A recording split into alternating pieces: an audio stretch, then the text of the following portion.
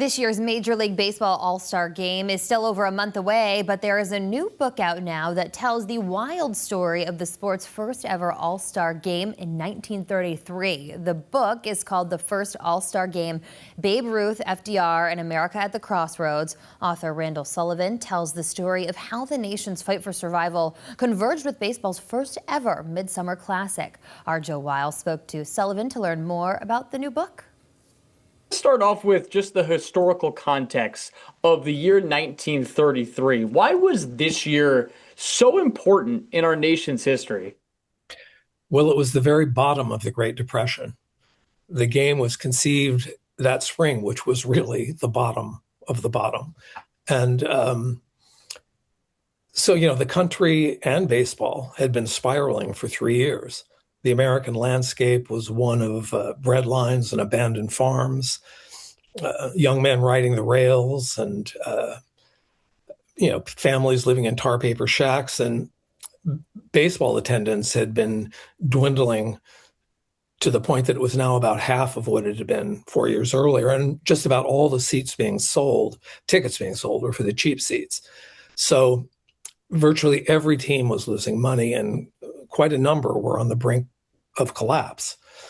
So the game was a way, baseball people thought, to revive national interest in the game. It was supposed to be a one-off exhibition played as part of the Chicago World's Fair. No one imagined at the time that the game and the fair were going to take place at exactly the inflection point where America started to tick back up. So, in a way, the game didn't just inaugurate a tradition, it marked a turning point. And the All-Star Game in Major League Baseball is now a tradition, and it's so commonplace in the summer. It's the Midsummer Classic. But how did the idea specifically, as it's related to the first time, how did it come about? It came about through a process you wouldn't believe unless it was true, but that process began when there was an attempted assassination of the new president-elect, Franklin Delano Roosevelt. The attempted assassin fired off 6 bullets, not one of which hit Roosevelt, but one did hit the mayor of Chicago, Anton Cermak, who was basically in Miami to be with Roosevelt to avoid a trial back in Chicago where people were going to testify that he'd ordered a hit on Frank Nitti, the mobster who'd replaced Al Capone. So anyway, Cermak survived for a while, but he died after about 3 weeks of his wounds. Chicago needed a new mayor who was chosen by the man who actually ran the city, who was a sewer contractor, believe it or not. And the man he chose realized that, well, we've got this World's Fair. It's a chance for me to really put my imprint on the city, and I want to come up with something, totally unique. So, and I'd like it to be a sporting contest. He was thinking boxing match or horse race. He went to the publisher of the Chicago Tribune, Colonel McCormick, who said, well, let me bring in my sports editor, Arch Ward. He's a great promoter. And as soon as they asked Ward, he said, it's got to be a baseball game between the best players in the American League and the best players in the National League. And it took off from there. And the American League, they end up winning this game 4-2. And who hits a home run? Of course, it's Babe Ruth, right? He hit a 2-run home run in the third inning. I always wonder with games like this, especially the first ones, you always want your most noteworthy stars to do big things. But how important do you think it was that Babe Ruth, who is at that point at more of a diminished state in the early 30s, how important was it that he did something grandiose as he did so often and hit a home run? I think it was really important for the national spirit because people wanted to believe in their institutions and in Babe Ruth was a sort of a verity at that point. He'd been around so long. And one of the things I really learned in writing this book, researching the book, is that no matter how much we've heard about Babe Ruth and the enormity of the legend, we still don't understand how huge he was. He was by far the biggest figure in his time in the history of sports in America. It almost is, you really can't compare him to anyone else. But at this point, he's fat and almost 40. He's still somewhat dangerous at the plate, but not exactly gliding around in right field.